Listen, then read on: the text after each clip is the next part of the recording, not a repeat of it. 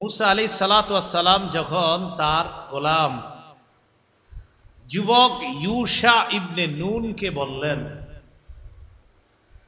লা আবরাহু হাত্তা আবলুগা মাজমাআল বাহরাইন, আমি চলতেই থাকবো, আমি রাস্তা অতিক্রম করতেই থাকবো, তুমিও আমার সাথে চলতে থাকবে যতক্ষণ না দুই সমুদ্রের মিলনস্থলে পৌঁছবো, অথবা এই দুই সমুদ্রের মিলনস্থল না পাওয়া পর্যন্ত আমি দীর্ঘ একটা যোগ কাটিয়ে দিব।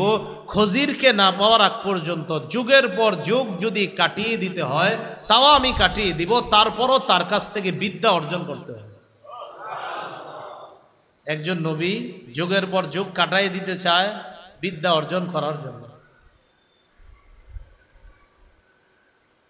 আমরা তো এমন অবস্থা হয়ে গেছে এখন, বিদ্যা অর্জন একদম পুরা পানি ভাতের মতো বানায় নিছে। আগেকার মাদ্রাসাগুলোতেও নিয়ম ছিল কি জানেন? প্রত্যেক ক্লাসের ছাত্ররা উস্তাদের সামনে কিতাব নিয়ে যাইতেন। দেশ গ্রামের এখনো অনেক মাদ্রাসার নিয়ম হলো, গ্রাম অঞ্চলের এখনো অনেক মাদ্রাসার নিয়ম, ক্লাস শেষ করে ছাত্ররা করার পর কিতাবগুলা নিয়ে পরের ঘন্টা পরের ক্লাস যেই কিতাব যে উস্তাদের কাছে ওই কিতাবটা নিয়ে ওই উস্তাদের রুমে চলে যায়। তা এখন তো আপনার আর ওই নিয়ম না, এখন উস্তাদরাই আসে ক্লাসে। ক্লাস উচিত ছিল আসা না যাওয়া, যাই হোক সে বিষয়ে বলছি না। মুসা আলাইহিস সালাতু ওয়াস সালাম খজিরকে তালাশ করার জন্য বের হয়ে গেলেন। হিস্ট্রিতে আমি যাব না, খজিরের ব্যাপারে আমার লম্বা আলোচনা আছে। আপনারা যারা আমার বয়ান দেখেন দেখছেনও হয়তো দেখে থাকবেন, লম্বা আলোচনা আছে, দেখবেন। মুসা আলাইহিস সালাতু ওয়াস সালাম বিশাল একটা ঘটনা ঘটছে, ঘটার পর যাক খজিরকে পাইছে, পাওয়ার পর সালাম দিছে। খজির বললেন, কে এখানে আবার সালাম কোত্থেকে? মুসা নবী বললেন, মুসা। কোন মুসা? বনি ইসরাইলের মুসা? জি, বনি ইসরাইলের মুসা। আপনি এখানে? আল্লাহ বলছে আপনি এমন বিদ্যা জানেন যে বিদ্যা আমি জানি না, সেই বিদ্যা অর্জন করার জন্য আপনার কাছে আসছে। ইতিমধ্যে একটা পাখি সমুদ্রের মধ্যে মুখ দিয়া মুখটা উঠেছে, উঠানোর পর আপনার ঠোঁটের মাথায় সামান্য একটা ফোঁটা লেগে রয়েছে। তো যাই হোক, এই যে পানি ফোঁটাটা আপনার মুখ দিল, উঠাইলো, আর এই যে সামান্য একটু পরিমাণ পানি খাইলো, পাখি আর পানি ঠুকুর দিয়ে কটুক খায়। খজির মুসা নবীকে বললেন যে আল্লাহ পাক রব্বুল আলামিনের কাছে এত বিদ্যা, এই সারা পৃথিবীতে যত বিদ্যা আছে আমাদের সবার বিদ্যা আল্লাহর কাছে ওই পাখির মুখে উঠানো সামান্য এই যে ফোঁটাটা দেখলাম, এই এক ফোঁটা পানি, এর মানে আমাদেরকে আল্লাহ এই এক ফোঁটা পরিমাণ বিদ্যা দিছে, আর পুরা মহা সমুদ্র বিদ্যা আল্লাহর কাছে রেখেছে। এতেই আমগরে তো মনে করেন কে দেখে যে আমার চেয়ে কে বেশি পারে, কি অবস্থা আমগো এক একজনের। হ্যাঁ, শেখুল হাদিস, আল্লামা, মুফতি, মুহাদ্দিস, পোস্টারে এটা না নিলে যাব না, ওইটা না লিখলে আমি যাব না, সেটা লিখতে হবে তারপর যাব, এটা না লিখলে যাবই না। কত শর্ত থাকে আমাদের, ঠিক না? আল্লাহ হেফাজত করেন। কিসের এত শর্ত দিই বলেন? কি যোগ্যতা আছে আমাদের এইগুলা বলা যে এটা লিখতে হবে, ওটা লিখতে হবে, না হয় যাব না? সারা দুনিয়াতে একটুক মাত্র বন্টন করে দিছে, তো আমি আপনি পাইছি কটুক? পাইলামই বা কটুক বন্টনে? মহাসমুদ্র তো সেখানে রয়ে গেছে। আল্লাহ কথা বুঝার তৌফিক দান করেন। মুসা আলাইহিস সালাতু ওয়াস সালামকে বলতেছেন, আপনি যে বিদ্যা জানেন এটা আমি জানি না, আবার আল্লাহ আমারে কিছু বিদ্যা শিক্ষা দিছে, এটা আবার আপনার জানা নাই। মুসা আলাইহিস সালাতু ওয়াস সালাম খজিরকে বলতে লাগলেন, হাল আত্তাবিউকা আলা আন তুআল্লিমানি মিম্মা উল্লিমতা রুশদা। আল্লাহ আপনাকে যে বিদ্যা দিয়েছে এই বিদ্যা অনুসরণ করার জন্য, এই বিদ্যা অর্জন করার জন্য আমি কি আপনার অনুসরণ করতে পারি?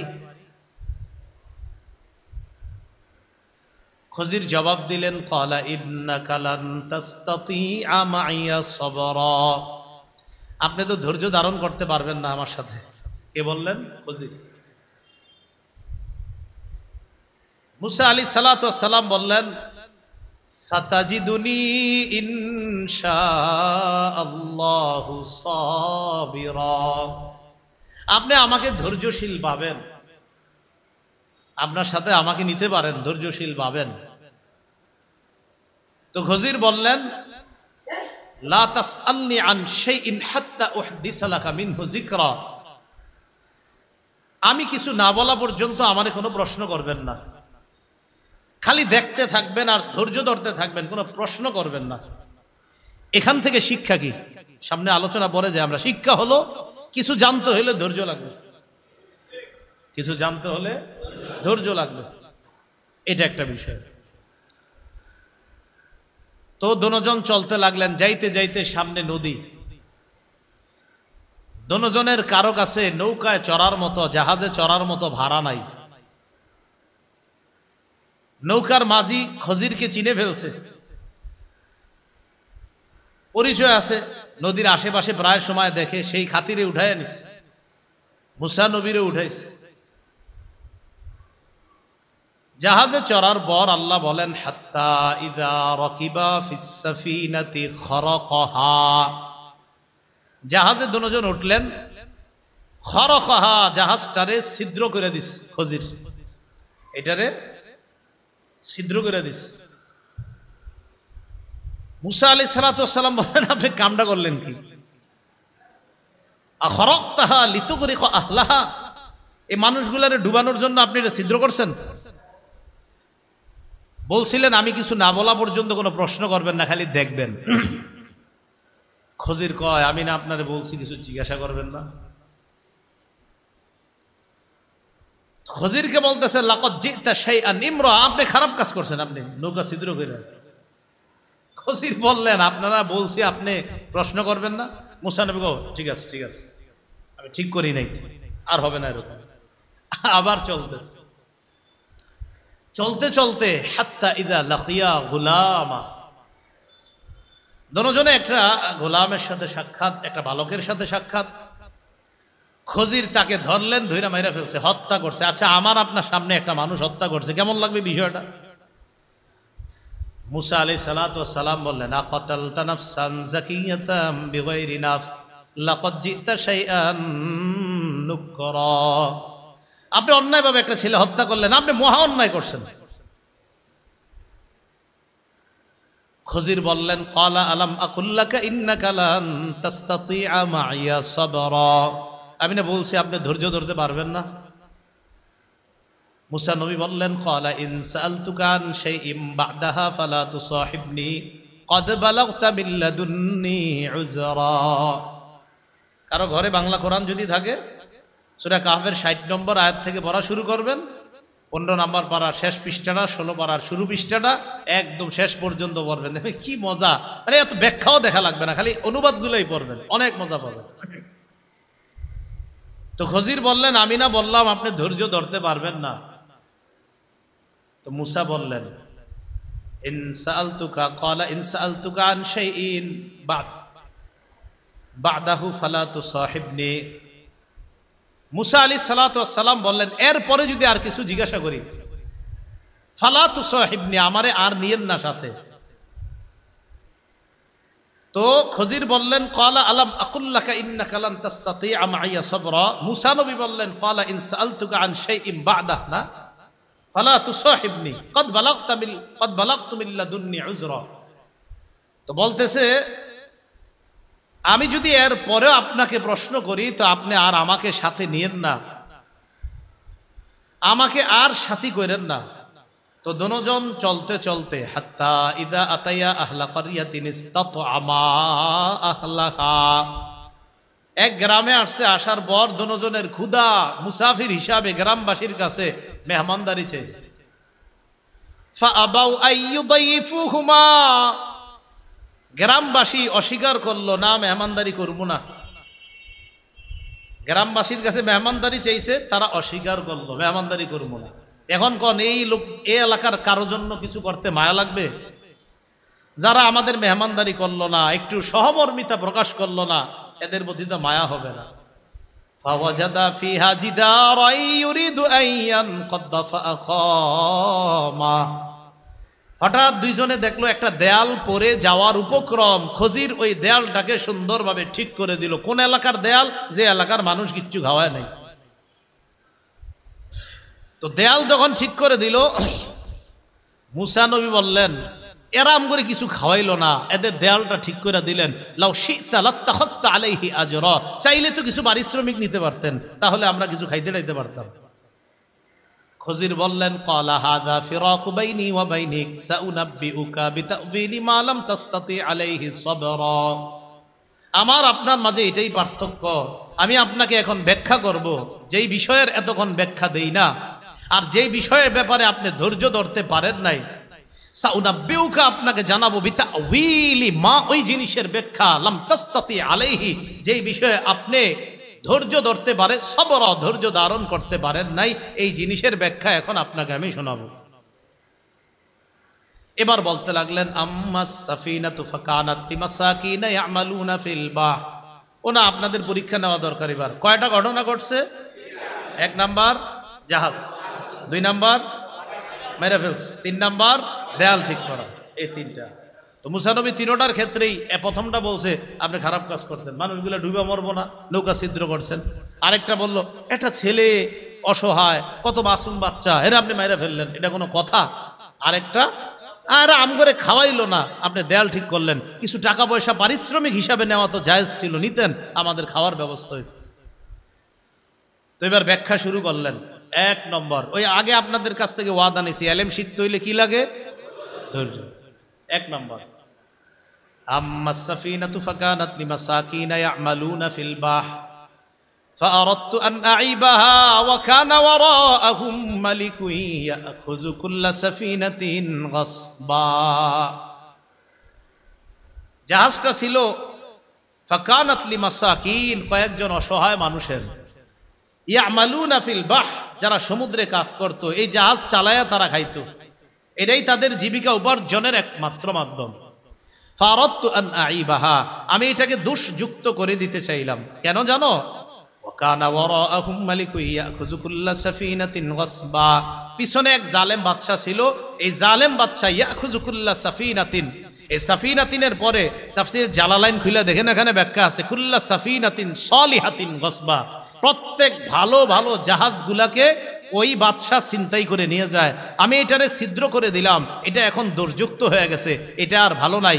বাদশাহ যখন দেখবে এটার মধ্যে দোষ আছে, এটা আর ছিনতাই করে নিবে না, তখন বাদশাহ ওই জলদস্যু যারা আছে, তার ডাকাত দল যারা আছে, তারা যখন জাহাজ আর নিতে পারবে না, এই ডাকাতি করে যখন চলে যাবে, তখন এই মাঝিরা, নৌকার মালিকরা ছিদ্রটা বন্ধ করে আবার এই জাহাজ দিয়া জীবিকা উপার্জন করতে পারবে। তাহলে কাজটা কি খদির ভালো করছিল না খারাপ? ভালো। এই একটা এলেন, আচ্ছা ঠিক আছে বুঝলাম, একটা মানুষ মেরে এলেছেন, এটা কেমন কথা? তো খজির জবাব দিলেন, আম্মাল গুলামু, যে ছেলেটাকে মারলাম, ফাকানা আবাওয়াহু মুমিনাইন, তার 2 বাবা মা এরা ছিল ভালো মানুষ। তো আমি চিন্তা করলাম যে এই ছেলে যখন বড় হবে, আইয়ুরহিকুহুমা তুগয়ানা ওয়া কুফরা, এই ছেলে তাদেরকে বাধ্য করবে নাফরমানি করতে, কুফরি করতে বাধ্য করবে, ও নিজেও কাফের হবে। এই জন্য আমি চিন্তা করলাম এরে যদি আমি হত্যা করি, এর পরিবর্তে আল্লাহ পাক রব্বুল আলামিন এমন সন্তান দান করবে, যেই সন্তানটা হবে নেককার, ভালো একজন সন্তান হবে, যেই সন্তান মা বাবারে খারাপ কাজে নিবে না। তো এটার আমি মেরে ফেলছি, এটা থাইকা কোনো লাভ নাই, কারণ এটা সারা জীবন অকর্মণ্য থাকবে, এটা কাফের থাকবে। আল্লাহ একটা বিদ্যার মাধ্যমে আমারে জানায়া দিয়েছে যে এটা হবে কাফের, তা আমি এটা হত্যা করলাম। আপনার চোখে দেখতে মনে হয়েছে এটা হত্যা, আসলে আল্লাহ তো আমাকে জানায়া দিয়েছে এই ছেলে কেমন হবে, এই জন্য হত্যা করলাম। বাস্তবিক অর্থে তাফসীর কারকরা লেখেন, এই সন্তান হত্যা করার পরিবর্তে ওই দম্পতিকে আল্লাহ একটা কন্যা সন্তান দান করেছেন। এই কন্যার বংশ থেকে 11 জন নবী আল্লাহ বানাইছে। মুসা নবী, আচ্ছা বুঝতে পারলাম, দেয়ালটা ঠিক করছেন কার? খানা টানা কিচ্ছু খাওয়ায় নেই। খজির বললেন আম্মাল জিদারু ফাকানা লিগুলামাইন ইয়াতীমাইন ফিল মাদিনা, এই দেয়ালটা যে ঠিক করলাম, এই দেয়ালটা লিগুলামাইন ইয়াতীমাইন ফিল মাদিনা ওয়া কানা তাহতাহু কানজুল লাহুমা ওয়া কানা আবুহুমা সালিহা, এই দেয়ালের নিচে তাদের সঞ্চিত সম্পদ ছিল এই দুইটা এতিম বালকের, এই দুইটা এতিম সন্তানের। দেয়াল যদি একবারে পড়ে যাইতো আর খাজানাগুলা যদি অন্যান্য কেউ দেখতো, চুরি করে নিয়ে যাইতো, আমি আল্লাহর কাছ থেকে বিদ্যার মাধ্যমে জানতে পারলাম এটার নিচে ধনভাণ্ডার আছে, দেয়ালটা এখন লাগায়া দেই। তো আল্লাহ পাক রব্বুল আলামিন চাইলে ফারাদা রাব্বুকা আইয়াবলুগা আশুদ্দাহুমা ওয়া ইস্তাখরিজা কানজাহুমা রাহমাতাম মির রাব্বিক, তারা যখন বড় হবে তখন রবের রহমতের মাধ্যমে তারা তাদের এই সঞ্চিত ধনভাণ্ডারটা নিয়ে যেতে পারবে। এখন তারা ছোট মানুষ, এখন যদি এটা উন্মুক্ত হয়ে যায় অন্য মানুষ তাদের সম্পদটা মেরে দিবে, এরা বড় হওয়ার পর তাদের সম্পদটা আল্লাহর রহমতে আল্লাহই পাওয়ার ব্যবস্থা করে দিবে। বলেন তো তিনটা কাজ প্রথমে দেখতে আমাদের কাছে কি মনে হয়েছিল? কিন্তু আসলে তিনোটাই কি বলেন তো ভালো। কিন্তু আবার এই কাম আপনারা করতে যায় না, যারে হোক মাইরা লেবেন, মাইরা করবেন আমি জানতে পারছিলাম এরে মারা ঠিক আছে, বিষয়টা আবার কিন্তু এরকম না। এই বিদ্যা আমার আপনার নাই, এটা এই বিদ্যা এটা আলাদা এক বিদ্যা ছিল। এখন আপনি আপনার একজনরে গিয়া কি করলেন, লঞ্চে উঠলেন 10 তলা, আপনি নিচে ভুটা করে দিলেন না, আপনি কি করলেন, আমি জানতে পারছি এখানে বিশাল বড় এক তিমি এই লঞ্চে খাইয়া ফেলবে, এইগুলা করেন না। কিন্তু আবার মুসা আলাইহিস সালাতু ওয়াস সালামের যে বিষয়টা বুঝাইতে চাইলাম, বলেন তো এলেমের প্রতি একজন নবীর আগ্রহ ধৈর্য কি পরিমাণ থাকলে তিনি বেচাইন পেরেশান হয়ে গেলেন যে আল্লাহ বলছে আপনার চেয়ে বড় জ্ঞানী আছে, বাস ওই জ্ঞানীর থেকে জ্ঞান আহরণ করার জন্য তিনি বের হয়ে বললেন। আল্লাহ আমাদের সকলকে জ্ঞান অর্জন করার জন্য আগ্রহ ধৈর্য সবগুলা যেন আল্লাহ আমাদের সকলকে দান করেন। এইখানে আমরা যারা আসলাম বা বিভিন্ন দূর দূরান্ত থেকে আপনারা যারা আসেন, একটা হাদিস আপনারা মনে রাখবেন। ইবনে মাজাহ কিতাবের নাম, মুকাদ্দিমায় হাদিসটা আসছে 223 নম্বর হাদিস। এই হাদিসের বর্ণনাকারী কাসির ইবনে কাইস রহমতুল্লাহি আলাইহি, তিনি বলেন কুনতু জালিসান ইনদা আবি দারদা ফি মসজিদি দিমাশক, আমি দামেস্কের মসজিদে আবু দারদা রাদিয়াল্লাহু তাআলা আনহুর পাশে বসা। এটা কি মসজিদ? তো এমন একটা মসজিদ, দামেস্কের মসজিদে রাসূলের সাহাবী আবু দারদার পাশে বসা। জাআহু রাজুলুন মিনাল মাদিনা মাদিনাতির রাসূল সাল্লাল্লাহু আলাইহি ওয়াসাল্লাম, সাহাবী মসজিদে বসা এক ব্যক্তি তার সাথে সাক্ষাৎ করার জন্য আসছে মদিনা থেকে। কোত্থেকে? মদিনা থেকে দামেস্কের দূরত্ব প্রায় 1200 কিলোমিটারের উপরে। কয় কিলোমিটার? প্রায় 1200 কিলোমিটার বর্তমান হিসাব অনুযায়ী। তো যে ব্যক্তিটা আসছে আবু দারদার কাছে, আসার পর আবু দারদা রাদিয়াল্লাহু তাআলা আনহু তাকে দেখলেন। দেখার পর ওই লোকটা আবু দারদাকে বললেন, আমি আপনার কাছে এসেছি মদিনা থেকে, লিহাদিসিন বালাগানি আন্নাকা তুহাদ্দিসুহু আর রাসূলিল্লাহি সাল্লাল্লাহু আলাইহি সাল্লাম। কথাটা গুরুত্ব দিয়ে শুনেন। আমি আপনার কাছে আসছি মদিনা থেকে শুধু একটা বিষয়ে যাচাই করার জন্য। কয় কি বিষয়? একটা বিষয় যাচাই করার জন্য। কি? একটা হাদিস। কি হাদিস? যে হাদিসটা আমি জানি রসুল বলেছেন, আর আমি শুনলাম ওই হাদিসের বর্ণনাকারী নাকি আপনি। আবার বলছি, আমি মদিনা থেকে আসছি, একটা হাদিস আমি শুনেছি, জেনেছি, মুখস্থ করেছি, আর এই হাদিসটা আমার কাছে পৌঁছেছে, আর আমি জানতে পারলাম হাদিসের বর্ণনাকারী সাহাবী নাকি আপনি। আমি শুধু যাচাই করতে আসছি আসলে এই হাদিসটা নবী বলছে কিনা, এটা জানার জন্য এই 1000 কিলোমিটারের উপরে রাস্তা সফর করে আসছি। কয়টা হাদিস? একটা মাত্র হাদিস। তো আবু দারদা রাদিয়াল্লাহু তাআলা আনহু অবাক হয়ে গেলেন, সাহাবী নিজে অবাক। তিনি বলতেছেন, আমা জাআ বিকা তিজারাহ, তুমি কি কোনো ব্যবসায়ী প্রয়োজনে এখানে আসো নাই? কয় না, আমি কোনো ব্যবসায়ী প্রয়োজনে আসি নাই। কয় ওয়ালা মা জাআ বিকা গায়রুহু, আচ্ছা তুমি কি ব্যবসা ছাড়া অন্য কোনো প্রয়োজন বা এই হাদিস ছাড়া অন্য কোনো প্রয়োজনে আসনি? কয় বিশ্বাস করেন আমি অন্য কোনো প্রয়োজনে আসিনি, শুধু একটা হাদিস যাচাই করতে আসছি। কয় কোন হাদিসটা? আপনি নাকি রসুলের থেকে হাদিস বর্ণনা করেন? এটা ক্বালা রাসূলুল্লাহ সাল্লাল্লাহু আলাইহি ওয়াসাল্লাম মান সালাকা তরিকান ইয়ালতামিসু ফীহি ইলমা সাখালাল্লাহু লাহু তরিকান ইলাল জান্নাহ। রাসূলুল্লাহ সাল্লাল্লাহু আলাইহি সাল্লাম বলেছেন, যে ব্যক্তি ইলম অর্জন করার জন্য রাস্তা অবলম্বন করে, বিদ্যা অর্জন করার জন্য ইলমের পথ অবলম্বন করে বিদ্যা অর্জন করতে যায়, আল্লাহ জান্নাতে যাওয়ার জন্য তার রাস্তা সহজ করে দেয়। উলামায়ে কেরাম এটার ব্যাখ্যা লেখছেন, সহজ করার অর্থ কি? আপনারা যত জায়গায় জুমার নামাজ পড়তে যাবেন, জুমার নামাজের আগে বয়ান হয়, বাসা থেকে নিয়ত করে যাবেন আজকে জুমার আগে যে বয়ান হবে এখানে আমি বিদ্যা অর্জন করব, ইলম অর্জন করব। কোন মাহফিল, তাফসির মাহফিল, ইসলামী মাহফিল, মাদ্রাসার মাহফিলে যাওয়ার আগে নিয়ত করবেন আমি কিছু জ্ঞান অর্জন করব, ইসলামের কিছু জ্ঞান অর্জন করব। এই যে আপনি রাস্তা অতিক্রম করে যাবেন, আল্লাহ পাক রব্বুল আলামিন রাস্তাগুলা মেপে রাখবেন। কিয়ামতের ময়দানে যেই পরিমাণ রাস্তা আপনি অতিক্রম করেছেন এই পরিমাণ কমায়া আল্লাহ আপনাকে জান্নাত দিবেন। দুনিয়াতে বেশি গেছেন, আল্লাহ ওখানে কমাবে। তো কয় এই হাদিসটা আমি শুনছি, এটা আপনি নাকি রাসূলের থেকে বলেন? আবু দারদা কয় হ্যাঁ, নবীজি এই হাদিস বলছে। এখন এই মাদ্রাসার ছাত্র যারা হবে হেফজখানার, তারা যখন এখানে পড়তে আসবে তাদের জন্য রাসূলুল্লাহ সাল্লাল্লাহু আলাইহি সাল্লাম বলেন, ওয়া ইন্নাল মালাইকাতা লাতাদউ আজনিহাতাহা রিদান লিতালিবিল ইলম। তালিবুল ইলম যারা রাস্তা দিয়ে যেই ছাত্রগুলা হাইটা যায়, অনেক সময় দেখবেন নীল ড্রেস থাকে, সাদা ড্রেস, এই বাচ্চাগুলারে কখনো বললেন না যে মা বাবার কোনো কাম পায় না এখানে দিছে, না না, এদেরকে একটু শ্রদ্ধা করেন, মায়া করেন, স্নেহ করেন, মমতা করবেন। একটু দুষ্টামি করলেও খারাপ দৃষ্টিতে এদের দিকে তাকায় না, একটু মাথায় হাত পুষায় দেন যে বাবা থাক, দুষ্টামি করো না, এরকম বললেন না। ছি ছি, এমন করে কেন? একটা বাচ্চা ছেলে 7-8 বছরের, তো রাস্তায় দুষ্টামি করতেই পারে। তো এই জন্য অন্য দৃষ্টি দিয়েন না। রাসূলুল্লাহ সাল্লাল্লাহু আলাইহি সাল্লাম বলেন, ইন্নাল মালাইকাতা লা তাদউ আজনিহাতাহা রিদান লিতালিবিল ইলম।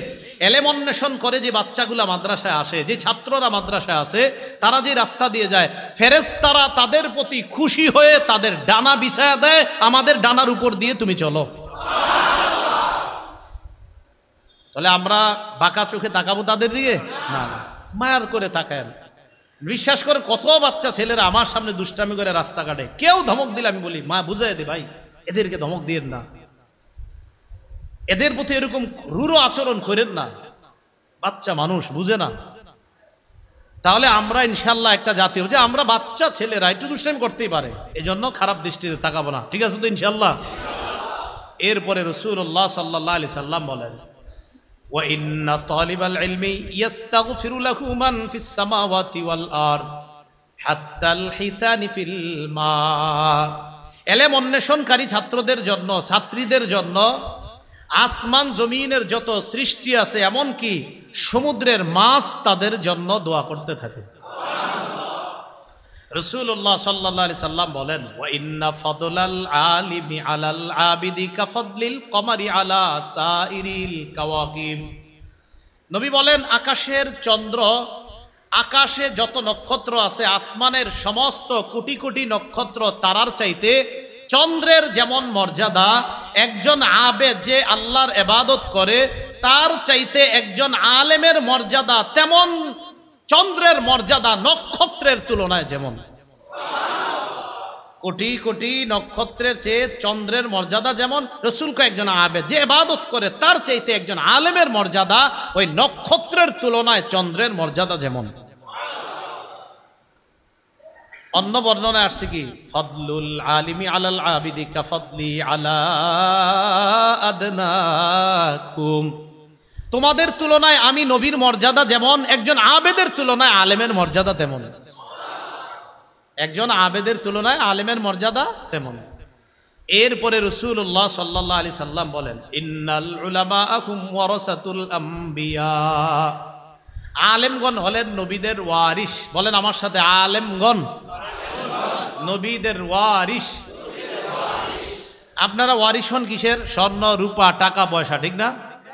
রাসূলুল্লাহ সাল্লাল্লাহু আলাইহি সাল্লাম বলেন, ওয়া ইন্নাল আম্বিয়া লাম ইউরিসু দিনারাও ওয়ালা দিরহামা, নবীগণ স্বর্ণ রূপার উত্তরাধিকার বানায় না, ইন্নামা ওয়াররাসুল ইলমা, নবীগণ এলেমের উত্তরাধিকার বানায়। নবীগণ কিসের উত্তরাধিকার বানায়? এলেমের উত্তরাধিকার বানায়। এজন্য আপনার এলাকার ইমাম, আপনার এলাকার খতিব, আপনার এলাকায় মাদ্রাসার উস্তাদ, তাদেরকে মহব্বত করবেন এই সূত্রে যে তাদের মধ্যে নবীগণের মিরাস আছে। নবীরা যেই মিরাস রাখছে সেই মিরাস আল্লাহ তাদের সিনায় রেখে দিয়েছেন। রাসূলুল্লাহ সাল্লাল্লাহু আলাইহি সাল্লাম বলেন যে নবীদের রেখে যাওয়া মিরাস মান আখাযাহু, যারা গ্রহণ করে, আখাযাহু বিহাজ্জিন ওয়াফিরিন, তারা সঠিক অংশটাই গ্রহণ করলো। তাহলে আপনাদের কাছে জানতে চাই, উলামাদেরকে নবীগণ স্বর্ণরূপার মিরাস, স্বর্ণরূপার উত্তরাধিকার বানাইছে? নবীরা আলেমদেরকে টাকা পয়সা বাড়ি গাড়ির উত্তরাধিকার বানাইছে? তাহলে কোরআন সুন্নাহর উত্তরাধিকার বানাইছে। তাহলে নবীগণ তাদের মিরাস যাদেরকে দিয়ে গেলেন তাদেরকে আমাদের সম্মান করা দরকার আছে না নাই? আল্লাহ আমাদের সকলের অন্তরে উলামাদের প্রতি আজমত মোহাব্বত তৈরি করে দেন। তাহলে এলেম অর্জন করার জন্য আমরা যে দূর থেকে আসি, আমাদের লস না লাভ? দেখছেন দূর থেকে এসে যে হাদিসটা, এই লম্বা হাদিসটা আপনাদেরকে শোনাইলাম, আল্লাহ আমল করার তৌফিক দান করেন। এলেম আমরা অর্জন করব যারা, জ্ঞান অর্জন করব যারা, এটা মাদ্রাসার ছাত্র হন অথবা মসজিদের জুমার আগের বয়ান হন, ওয়াজ মাহফিল হোক, চারটা বিষয় মাথায় রেখে আমরা জ্ঞান অর্জন করব। বলেন কয়টা? প্রথমে বলবো চারটা, এরপরে ব্যাখ্যা দিব। 1 নাম্বার পরিশুদ্ধ নিয়ত। বলেন। তাহলে আমরা এলেম অর্জন করব, প্রথম যে বিষয়টা মাথায় রাখবো কি? 2 নাম্বার আল্লাহর কাছ থেকে পাওয়ার আশায়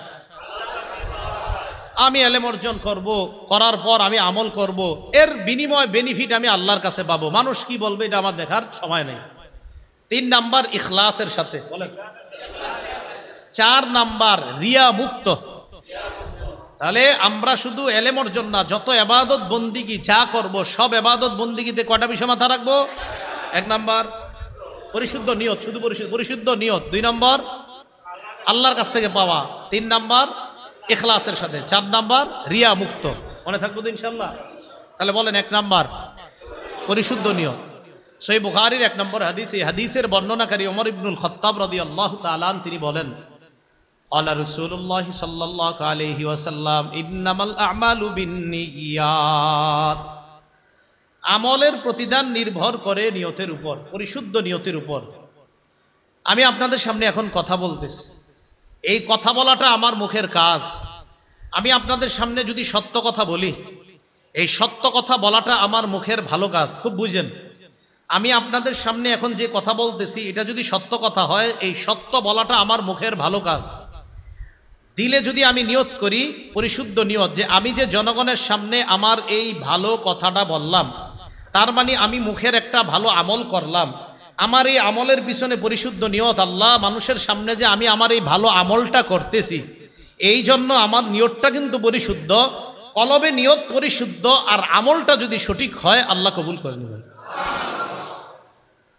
তাহলে 1 নাম্বার পরিশুদ্ধ নিয়ত। নিয়তের ক্ষেত্রে আবার 4টা নিয়ত বিশেষভাবে করব, বুঝেন? কিন্তু বাচ্চা দিতেস নিয়তের ক্ষেত্রে আবার কয়টা নিয়ত? প্রথমে তো 4টা, ওই 4টা না, এই প্রথম 4টার প্রথম যে হেডলাইনটা, এটার মাঝে আবার 4টা নিয়ত করব। কয় ধরনের? 1 নাম্বার আল্লাহকে খুশি করার জন্য আমি আমার জীবনের সমস্ত ইবাদত বন্দেগী করব, ইলম অর্জন করব, আমল করব, সব কারে খুশি করার জন্য? আল্লাহকে খুশি করার জন্য। নাসাই শরীফের বর্ণনা 3140 নম্বর হাদিস। এই হাদিসের বর্ণনাকারী আবু উমামা বাহিলি রাদিয়াল্লাহু তাআলা আনহু, তিনি বলেন, জাআ রাজুলুন ইলান নবী সাল্লাল্লাহু আলাইহি ওয়াসাল্লাম, এক ব্যক্তি আল্লাহ রাসূল সাল্লাল্লাহু আলাইহি সাল্লামের কাছে আসলেন। আসার পর রাসূলুল্লাহ সাল্লাল্লাহু আলাইহি সাল্লামকে বললেন, আফারাইতা রাজুলান গাজা ইয়ালতামিসুল আজরা ওয়াজ যিকরা মা লাহু ইয়া রাসূলুল্লাহ। হে আল্লাহর রাসূল, আমি আপনার কাছে জানতে চাই, এক ব্যক্তি জিহাদের ময়দানে গেছে, যাওয়ার পর আল্লাহ তোমার রাস্তায় জিহাদ করেছে, জিহাদ দ্বারা তার উদ্দেশ্য হলো পুণ্য কামাই করা আর নাম ফুটানি করা। কয়টা উদ্দেশ্য? কয়টা? এক নাম্বার আল্লাহর কাছ থেকে পুণ্য পাবে, 2 নাম্বার নাম ফুটানি, যে মানুষ জানবে আমি বড় এক বাহাদুর মুজাহিদ ছিলাম। তাহলে উনি জিহাদ করছে কয় নিয়তে? 1 নাম্বার প্রতিদান, 2 নাম্বার অজিক্র, মানুষ আমার নাম কাম স্মরণ করবে, আমাকে লম্বা সময় মানুষ আমাকে স্মরণ করবে, যুগের পর যুগ আমাকে মানুষ মনে রাখবে, এই নিয়তে জিহাদ করছে। মা লাহু ইয়া রাসূলুল্লাহ, হুজুর তার সওয়াব কি হবে আপনার কাছে জানতে চাই। فقال رسول الله صلى الله عليه وسلم لا شيء له, কই কিচ্ছু পাবে না সে। নাউজুবিল্লাহ। আমি আপনাদের সামনে বয়ান করতেছি, প্রথমত বয়ানে আমার নিয়ত আল্লাহ বয়ান করে 2টা মানুষ যদি হেদায়েত হয় এই নিয়তে যে এই মানুষটা হেদায়েত হলে আমার জান্নাতে যাওয়ার কারণ হবে, আর আমারও যেন যুগের পর যুগ মানুষ মনে রাখে আরিফ বিন হাবিব বলতে একজন ছিল। শেষ কি? শেষ? জি শেষ। আমি বলছি শেষ। এই যে আমার এই বয়ানে কাজ হবে না, শেষ। রাসূলুল্লাহ সাল্লাল্লাহু আলাইহি সাল্লাম বলেন যে যেই ব্যক্তি এই নিয়তে জিহাদ করলো সে আল্লাহর কাছে প্রতিদানও পাবে, আবার তার নাম কাম মানুষ আলোচনা করুক সে কিচ্ছু পাবে না। যিনি প্রশ্ন করছে উনি অবাক হইয়া ফাআদাহা সালাসা মাররাত, প্রশ্নটা আবার 3 বার রিপিট করছে। হুজুর কিচ্ছু পাইবো না? সে তো আল্লাহর কাছ থেকে পাওয়ার আশা করছে। হুজুর কিচ্ছু পাবে না? 2 বার। হুজুর কিচ্ছু পাবে না? নবীজি বললেন না, কিচ্ছু পাবে না। এরপর রাসূলুল্লাহ সাল্লাল্লাহু আলাইহি সাল্লাম বললেন, শোনো ভালো করে মনে রাখবা, ইন্নাল্লাহা লা ইয়াকবালু মিনাল আমালি ইল্লা মা কানা লাহু খালিসা। আল্লাহ পাক রব্বুল আলামিন ওই আমল কবুল করবেন না যতক্ষণ আমলটা আল্লাহর জন্য না হবে আর এটার দ্বারা আল্লাহকে খুশি করা উদ্দেশ্য না হবে, ততক্ষণ ওই আমল আল্লাহ কবুল করবেন না। তাহলে আল্লাহর জন্য আমল আর আল্লাহকে খুশি করা উদ্দেশ্য হলেই ওটা আল্লাহ কবুল করে নেবেন। তো বলেন আজকে থেকে নামাজ রোজা ইবাদত বন্দিগি আমি সুন্দর করে নামাজ পড়বো, আমি বিশুদ্ধ তেলাওয়াত করব, আমার নামাজটা অনেক সুন্দর করব, এই সব কারে দেখানোর জন্য করব? নাকি এরকম হুজুর নামাজ পড়মু সওয়াবও পামু আর 10 জন বলবে কি সুন্দর নামাজ রে, নাকি? না, আমি সুন্দর নামাজ শুধু রবকে দেখাবো। হ্যাঁ, কেউ যদি আমার নামাজ দেখা প্রশংসা করে এটা তার ব্যাপার। ও এটার একটা হাদিস আছে মনে পড়ে গেছে। এক সাহাবী কয় হুজুর আমার যদি নিয়ত না থাকে প্রশংসা কামানো তাইলে কি হবে? রসুল কয় তোমার যদি প্রশংসা কামানোর নিয়ত না থাকে এরপরেও যদি জনগণ প্রশংসা করে সেটা আল্লাহর পক্ষ থেকে তোমার জন্য অনুগ্রহ। না না, বুঝাইতে পারিনি। আপনি ভালো আমল করছেন, তা এক সাহাবী কয় হুজুর আমল কইরা যদি আমার এই নিয়ত না থাকে যে মানুষ আমারে প্রশংসা করবে না, মুসলিম শরীফের হাদিস, রসুল কয় তোমার যদি প্রশংসা কামানোর নিয়ত না থাকে এরপরেও তুমি নামাজ সুন্দর মতো আল্লাহকে খুশি করার জন্যই পড়তেছো, তোমার নিয়ত আল্লাহকে দেখানো, তোমার নিয়ত আল্লাহর কাছ থেকে পাওয়া, এরপরও মানুষ প্রশংসা করছে যে ওনার নামাজ অনেক সুন্দর, রসুল কয় যদি মানুষ না চাইতেও প্রশংসা করে এটা আল্লাহর পক্ষ থেকেই তুমি পুরস্কার পাইছো। হাদিসে কি আসছে জানেন? হাদিসে আসছে যে এটা হলো তোমার আজিলু বুশরাল মুমিন, এটা দুনিয়াতে তোমার নগদ পুরস্কার। তাহলে কথাটা ভালো করে বুঝেন, আমাদের দেশের কেউ যদি ভালো কাজ করে, ভালো আলোচনা করে, ভালো ওয়াজ করে, ভালো কিছু করে, অনেক মাদ্রাসা করছে, করার পর তার নিয়ত আল্লাহকেই খুশি করা, কিন্তু আপনারা তার প্রশংসা করতেছেন, রসুল বলেন এটা হলো তার দুনিয়ার নগদ পুরস্কার, কারণ সে তো প্রশংসা চায় নাই, তোমরা করছো, কেমন যেন আল্লাহ তোমাদেরকে দিয়েই প্রশংসা করিয়েছেন। 2টা পার্থক্য বুঝেইছিনি। মানে আমার নিয়ত প্রশংসা কামাই করা হবে না, বাকি মানুষ করলে এটা আল্লাহর পক্ষ থেকে নেব। আশা করি আমি বুঝাইতে পারছি, কিন্তু না পারলেও আল্লাহ যেন সঠিক বুঝদান করে দেন। আচ্ছা, তো এরপর রাসূলুল্লাহ সাল্লাল্লাহু আলাইহি সাল্লাম বললেন যে না না, ওই লোক পুণ্য পাবে না, না ওই লোক কিচ্ছু পাবে না, কিচ্ছু পাবে না, কারণ লোকটার নিয়তেই ছিল মানুষ তার প্রশংসা করুক, এই জন্য সে কিচ্ছু পাবে না। তাহলে বলেন তো নিয়ত জানি আবার কয় ধরনের? 1 নাম্বার কারে খুশি করা? আল্লাহকে খুশি করা নিয়ত করা। 2, দ্বিতীয় নিয়ত আমি যা শিখবো যা জানবো এই অনুযায়ী আমল করব। আমি যা জানবো এই অনুযায়ী কি করব? আমল করব। এন খতিব সাহেব মিম্বর থেকে বলল সুদ খাওয়া হারাম, সুদ খাওয়া, আপনি এই নিয়তে বসতে হবে যে আজকে আমাকে যা যা বলবে যেইগুলা হারাম আমি হারামগুলা বর্জন করব, যেইগুলা হালাল হালালগুলা ধরবো। এখন আপনি বিদ্যা অনুযায়ী যদি আমল না করেন, তিরমিজি শরীফের বর্ণনা 2416 নম্বর হাদিস, এই হাদিসের মধ্যে আসছে আব্দুল্লাহ ইবনে মাসউদ রাদিয়াল্লাহু তাআলা আনহুর বর্ণনা, তিনি বলেন ক্বালা রাসূলুল্লাহ সাল্লাল্লাহু আলাইহি ওয়াসাল্লাম, রাসূলুল্লাহ সাল্লাল্লাহু আলাইহি সাল্লাম বলেন লা তাজুলু কদামা ইবনি আদম হাত্তা ইউসআলা আন খামসিন, আদম সন্তানের দুই পা নড়বে না কিয়ামতের ময়দানে 5 প্রশ্ন করার আগ পর্যন্ত। 1 নাম্বার আন উমরিহি ফিমা আফনা, 1 নাম্বার জীবন সম্পর্কে প্রশ্ন, জীবন কোন কাজে কাটিয়েছে। 2 নাম্বার আন শাবাবিহি ফিমা আবলা, যৌবন সম্পর্কে প্রশ্ন করা হবে, যৌবন কোথায় কাটিয়েছে। ভাইও দরজা লাগায়া মা বাবার আড়ালে মোবাইলের গুনার মধ্যে লিপ্ত হয়েন না, আপনার জীবনটা নষ্ট করে দিয়েন না। ইলেকট্রনিক মিডিয়ার মাধ্যমে গুনাহ করে দুনিয়া আখিরাত বরবাদ করে দিয়েন না। আল্লাহ প্রশ্ন করবে কিয়ামতের মাঠে। 2 নাম্বার যৌবন তুমি কোথায় কাটিয়েছো। রাত 12টার পর 1টা 2টা 3টা পর্যন্ত দরজা বন্ধ করে মা বাবা ভাবতো তুমি পড়াশোনা করছো ইন্টারনেটে, কিন্তু তুমি যা করেছো আমি আল্লাহ তো দেখছি, বলো কি করছো। এটা 2 নাম্বার যৌবন। 3 নাম্বার ওয়ান মালিহি মিন আইনা ইকতাসাবা, সম্পদ তুমি কোত্থেকে কামাই করেছো। 4 নাম্বার ওয়াফিমা আনফাকা, ওয়াফিমা আনফাকা, কোথায় খরচ করেছেন। এবার আমার সাথে 2টা বাংলা বলেন, বলেন হালাল পথে আয়, হালাল খাতে ব্যয়। 3 নাম্বার প্রশ্ন হবে হালাল পথে আয় করেছো। 4 নাম্বার প্রশ্ন হবে হালাল খাতে ব্যয় করেছো। এটা হলো 3 আর 4 প্রশ্ন। এখন আপনি 3 নাম্বার হালাল পথে আয় করেছেন, 4 নাম্বার জুয়া খেলছেন, মানে হালাল পথে আয় করছেন কিন্তু 4 নাম্বার খাতটা জুয়া, আপনি জুয়া খেলছেন, তাহলে কিন্তু হলো না। 3 নাম্বার কোন পথে সম্পদ কামাই করছো, 4 নাম্বার কোন খাতে ব্যয় করেছো। তাহলে যেই পথে কামাই করেছেন এটাও হতে হবে হালাল, আর যেই খাতে ব্যয় করেছেন এটাও হতে হবে কি হালাল। 5 নাম্বার ওয়ান ইলমিহি বিমাজা আমিলা ফিমা আলিমা, এলেম সম্পর্কে জিজ্ঞাসা করা হবে, এলেম অনুযায়ী আমল করছো কিনা। শুক্রবার দিন মসজিদে গিয়ে যে হুজুরের বয়ান শুনতা, বয়ানগুলো আমল করছো ঠিক মতো। এই 5 প্রশ্ন করার আগে আদম সন্তানের 2 পা নড়বে না। তাহলে বলেন তো নিয়তের মধ্যে আবার কয় প্রকারের নিয়ত করব। 1 নাম্বার কারে খুশি করা, 2 নাম্বার এলেম অনুযায়ী আমল করা, 3 নাম্বার আমরা যা জানবো তা অন্যের কাছে প্রচার করব, এই নিয়তে জানবো। আমরা যা জানবো অন্যের নিকট তাবলীগ করব, প্রচার করব, এই নিয়তে জানা। আল্লাহ পাক রব্বুল আলামিন রাসূলুল্লাহ সাল্লাল্লাহু আলাইহি সাল্লামকে লক্ষ্য করে বলেন, ইয়া আইয়ুহার রাসূল, হে রাসূলুল্লাহ সাল্লাল্লাহু আলাইহি সাল্লাম, হে মুহাম্মদ সাল্লাল্লাহু আলাইহি সাল্লাম, বাল্লিগ, আপনি প্রচার করেন, মা উনজিলা ইলাইকা, যা আপনার প্রতি অবতীর্ণ করা হয়েছে, মির রব্বিকা, আপনার রবের পক্ষ থেকে।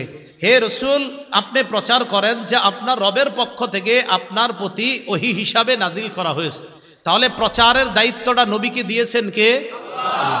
এবার নবী আমগরে কি কয় দেখেন, বাল্লিগু আন্নি ওয়ালাউ আয়া, ও আমার সাহাবারা তোমরা আমার পক্ষ থেকে একটি আয়াত জানলেও প্রচার করে দাও। বলেন নবীকে প্রচার করার হুকুম করেছেন কে? আর আমাদেরকে একদম সমষ্টিগতভাবে সবাই একসাথে একদম সব মুসলমান উম্মতকে প্রচার করার হুকুম করেছেন কে? নবীজি। রাসূল সাল্লাল্লাহু আলাইহি সাল্লাম বলেছেন বাল্লিগু, প্রচার করো। আল্লাহ করলেন রসুলকে হুকুম, রসুল আমাদেরকে বললেন শোনো আমার দায়িত্ব কিন্তু তোমাদের কাছে দিয়ে গেলাম, তোমরা নবী হবা না কিন্তু নবুয়তের যে দায়িত্ব, যে দ্বীনের দাওয়াতের দায়িত্ব, এটা তোমরা কিন্তু পুরা দুনিয়াতে প্রচার করবা। নবী হবে না কিন্তু নবীওয়ালা দায়িত্বটা প্রচার করা। এখন দেখেন বিদায় হজের ভাষণে সহিহ বুখারীর 105 নম্বর হাদিস, রাসূলুল্লাহ সাল্লাল্লাহু আলাইহি সাল্লাম সাহাবীদেরকে প্রশ্ন করলেন আইয়ু ইয়াউমিন হাযা, সাহাবীরা আজকে কোন দিন? সবাই চুপ। আজকে যে জিলহজের 10 তারিখ, নবীও জানে আজকে কোরবানির দিন, এজন্য আমরা চুপ রইছি। নবীও তো জানে আজকে কোরবানির দিন, আমরা মনে করলাম আজকের নাম মনে হয় পরিবর্তন করবে। রাসূলুল্লাহ সাল্লাল্লাহু আলাইহি সাল্লাম বললেন আলাইসা ইয়াউমান নাহ, আজকে কি কোরবানির দিন না? তো সাহাবীরা বললেন জি হুজুর আজকে কোরবানির দিন। এরপরে বললেন আইয়ু শাহরিন হাযা, এটা কোন মাস? আচ্ছা বলেন তো কোরবানি, আলেম ছাড়া অন্যরা বলেন কোরবানি কোন মাসে হয়? মাশাআল্লাহ জিলহজ মাসে। তো সাহাবীরা কয় এটা যে জিলহজ মাস, নবী তো জানে।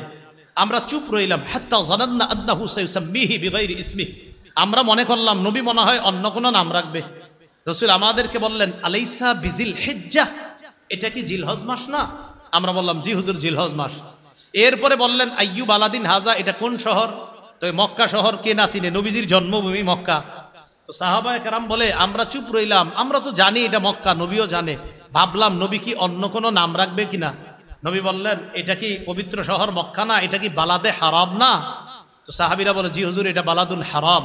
রাসূলুল্লাহ সাল্লাল্লাহু আলাইহি সাল্লাম বলেন ইন্না দিমাআকুম ওয়া আমওয়ালাকুম ওয়া আ'রাযাকুম আলাইকুম হারামুন আলাইকুম ওয়া ফি রিওয়ায়া আলাইকুম হারামুন কাহুরমাতি ইয়াউমিকুম হাযা ফি শাহরিকুম হাযা ফি বালাদিকুম হাযা।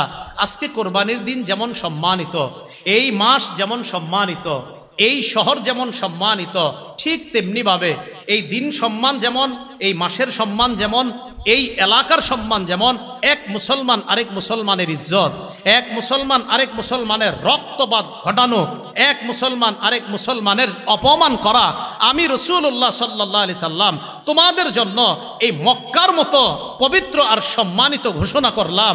একজনের রক্ত আরেকজনের জন্য হারাম, মানে পবিত্র, কেউ কারো রক্তপাত ঘটাইবা না।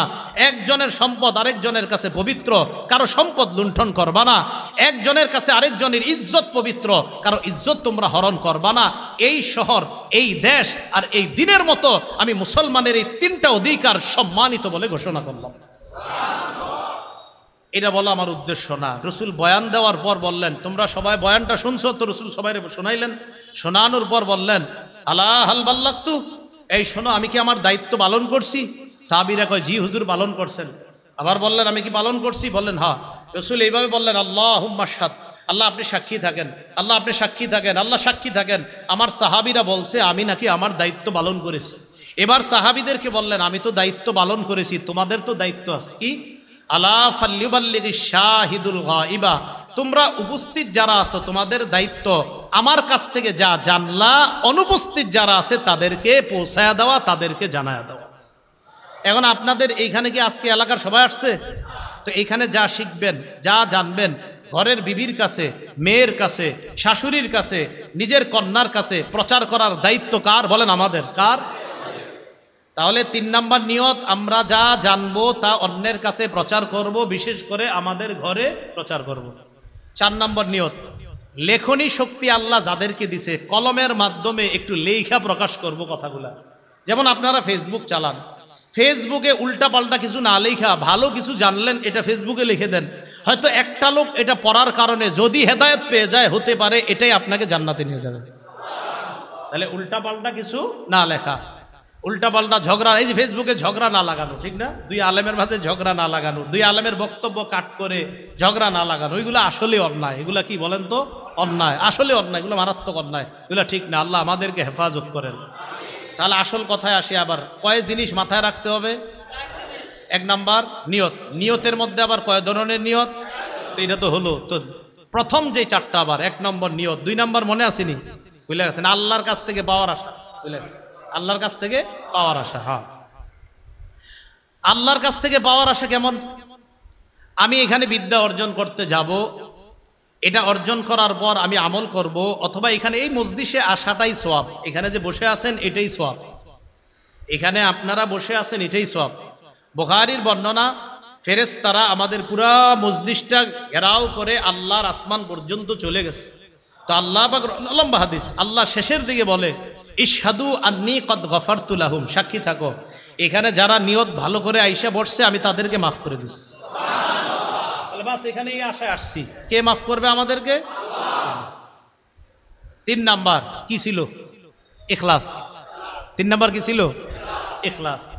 রাসূলুল্লাহ সাল্লাল্লাহু আলাইহি সাল্লামকে এক সাহাবী প্রশ্ন করলেন, মাল ঈমান, হুজুর ঈমান কি জিনিস? নবীজি বললেন ইখলাস। এক কথায় কয়, হুজুর ঈমান কি জিনিস? রাসূল কয় ইখলাস।